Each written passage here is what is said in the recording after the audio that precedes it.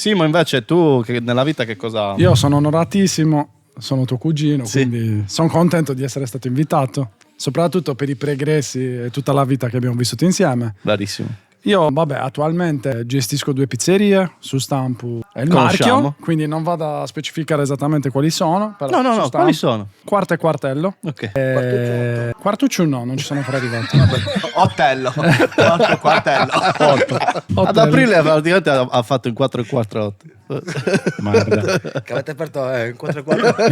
4 e Quartello abbiamo aperto 2 punti vendita. Sì, ma invece prima di aprirti le pizzerie... L'esperienza lavorativa più grande è stata Unieuro, dove sono arrivato anche direttore e poi niente. Cos'è che ti ha fatto cambiare idea? Riavvicinarmi a Cagliari, sicuramente. Perché dove eri l'ultimo? Ero a Sassari 3 anni, poi riavvicinarmi a Cagliari sarebbe stato comunque non nell'immediato, ma nel giro di un paio d'anni. Ed eri quindi... a Lì Punti?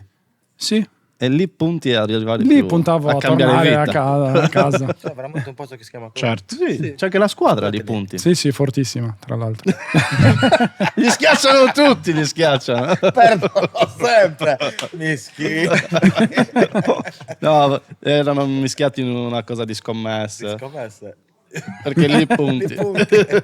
Quindi questo è il tuo cambio vita. Adesso come stai? Dai, bene. Te la bene. stai godendo? Non mi posso lamentare. Dai. Fatturare, stai fatturando? Io no, principalmente il cassiere. Però...